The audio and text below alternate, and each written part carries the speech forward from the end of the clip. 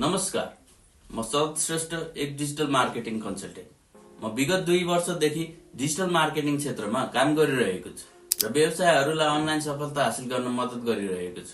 आजको यो भिडियोमा हामी एसइओ भनेको के हो र यसले तपाईको वेबसाइटको ट्राफिकमा कसरी असर गर्छ भन्ने कुरा बुझ्नेछौँ। अब सोच्नुहोस् त, तपाई बिहान उठ्न साथ मोबाइल चलाउनुहुन्छ। तपाईलाई अचानक दाँत दुख्यो भने के गर्नुहुन्छ? सिधै गुगलमा टाइप गर्नुहुन्छ best dentist near me.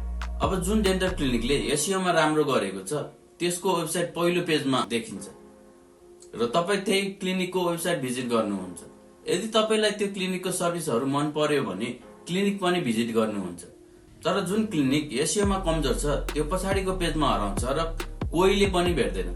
SEO अर्थात सर्च इन्जिन अप्टिमाइजेसनको मुख्य उद्देश्य पनि वेबसाइटलाई सर्च इन्जिनमा राम्रो र्याङ्किङ दिलाउनु हो। जब तपाईको वेबसाइट राम्रो र्याङ्किङमा आउँछ तब यसले तपाईको भिजिबिलिटी बढाउँछ। जस्तै तपाईले एकदमै मिठो चिया बनाउनुहुन्छ तर तपाईको चिया पसल भित्री कुनामा छ भने मानिसले कसरी भेट्लान्? तर यदि तपाईले आफ्नो चिया पसललाई मुख्य चोकमा ल्याउनु भयो भने कति धेरै ग्राहकहरू आउँछ।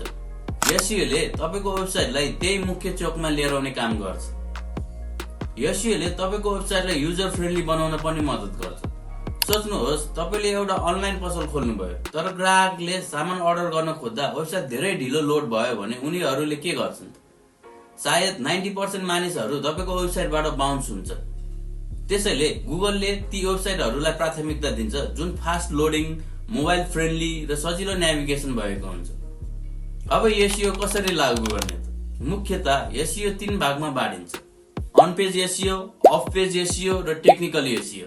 अन पेज एसइओ अन्तर्गत तपाईले सही किवर्ड छनौट गरेर आफ्नो कन्टेन्टमा समावेश गर्नुपर्छ। साथै टाइटल र मेटा डिस्क्रिप्सन राम्रोसँग अप्टिमाइज गर्नुपर्छ।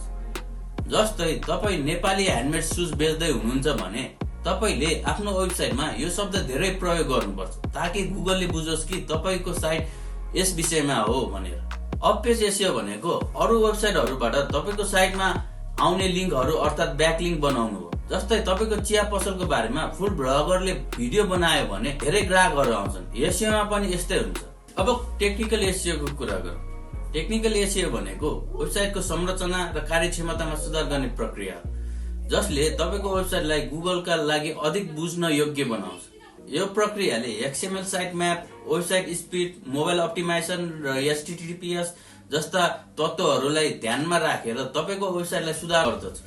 यी सबै कुराहरूको सहायताले तपाईको वेबसाइटले गुगलका बट्सहरूलाई सजिलै जानकारी पठाउन सक्छ र यसले एसइओ र्याङ्किङमा सुधार गर्न मद्दत गर्छ। टेक्निकल एसइओले तपाईको वेबसाइटलाई अधिक प्रभावकारी, सुरक्षित र प्रयोगकर्ताका लागि अनुकूल बनाउँछ। यदि सही तरिकाले तपाईहरूले पनि एसइओ गर्नुभयो भने तपाईको वेबसाइटमा पनि लङ टर्म ट्राफिक आउनेछ र तपाईको व्यापार पनि बढ्नेछ।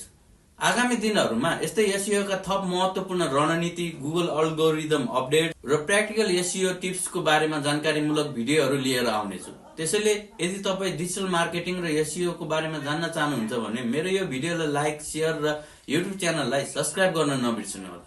धन्यवाद।